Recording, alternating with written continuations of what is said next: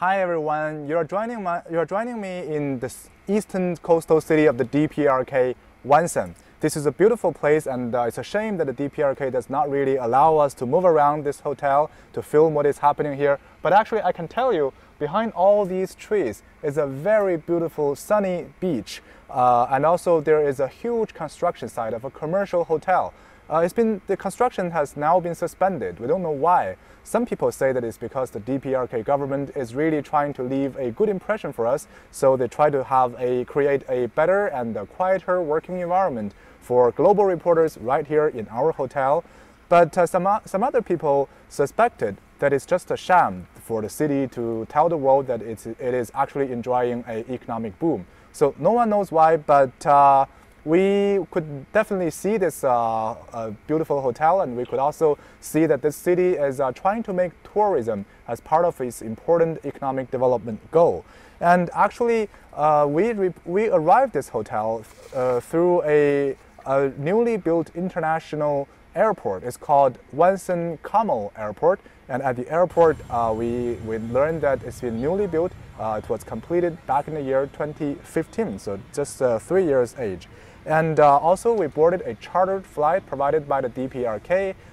We traveled all the way from Beijing to the Wonsan Kamal International Airport, and there on the flight we noticed that there is nothing out of the place here on the flight if we compare it with ordinary commercial flights, because we have seen the young, good-looking, professional flight attendants serving us high-quality meals such as hamburger, Korean juice, and also drinking water.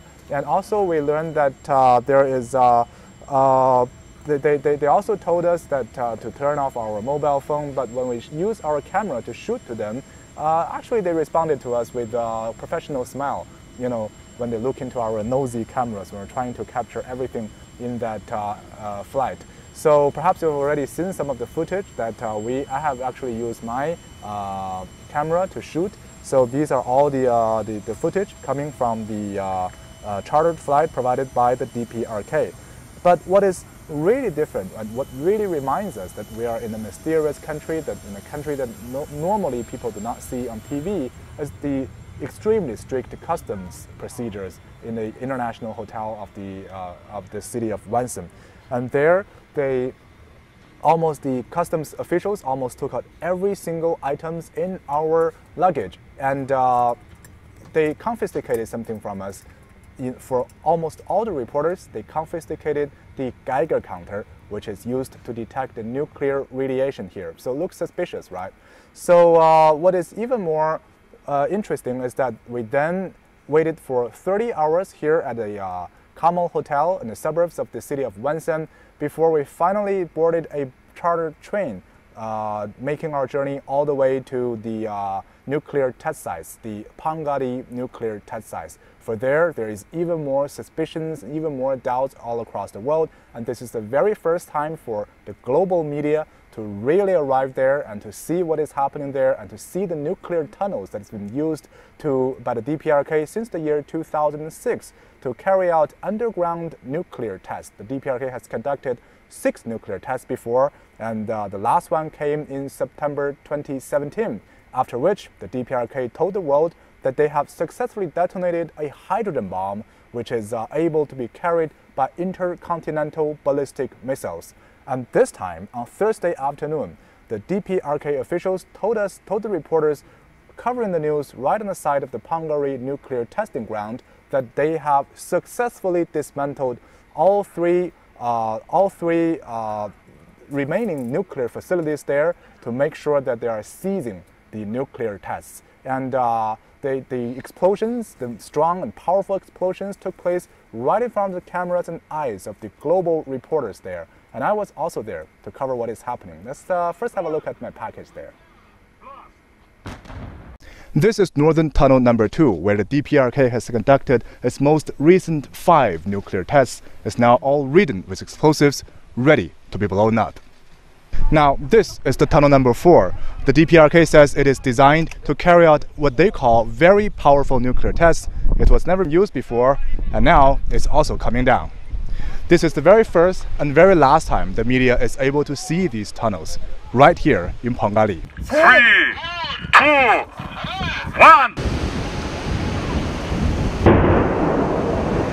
At around 11 a.m. on Thursday local time, the DPRK ignited explosives in tunnel number 2. Within just a few seconds, the tunnels that have been used for 12 years of nuclear tests has now become naval range right in front of the borders. Today's explosion proved very successful, and as you can see, the northern tunnel of the nuclear test ground was completely destructed, and all the entrances of the tunnel were completely blocked. By 4 p.m., Tunnel 2, 3, 4 have all been blasted. The DPRK says Tunnel 1, which was not shown to us, was abandoned after the country's first nuclear test in 2006. Now, this is what Tunnel 3 looks like after the explosions, but without weapon expert here on the ground, we cannot independently verify whether the nuclear test site has been fully dismantled. Besides, experts are divided over whether the repeated tests may have already caused disastrous leaks of radiation, and whether the blast on Thursday could cause more environmental consequences. The DPRK denies the claims. The DPRK did not allow reporters to bring Geiger counters, which are used to detect radiation, and this is the only safety equipment that we have here on the testing ground. And right behind me, as you can see, some reporters did bring their face masks, some of them even brought full-body hazmat. They say, better safe than sorry. What are the measures taken to prevent radiation? This military official, who refused to give us his name and title, briefly responded to my question. He said that in some tunnels, no test was conducted, and that in tunnel number 2, there is, quote, neither radiation leak nor adverse impact on ecological environment during the tests. We are now on a winding mountain road connecting different tunnels, and right there is tunnel number 2, which the DPRK uses to conduct 5 out of 6 nuclear tests before. And right here we can see the mountains have been covered by thick plants, and we can even hear the sound of the birds right above our head. Amid suspicions and doubts, the DPRK has made a high-profile move to cease the nuclear tests. But the world is still divided over whether this is just a goodwill gesture or a genuine move toward denuclearization. Explosions, we were on our way back into the city of Wonsan on a chartered train, and we received the message on our phone. Right after our phone went back into signal, we received the message from our colleagues in Beijing that Donald Trump unexpectedly canceled the meeting with the DPRK leader Kim Jong-un. So a lot of surprises, a lot of uncertainties. We're going to have a look at, we're going to wait and see what is going to happen on the Korean Peninsula. This is Peng reporting from the city of Wonsan here in the DPRK.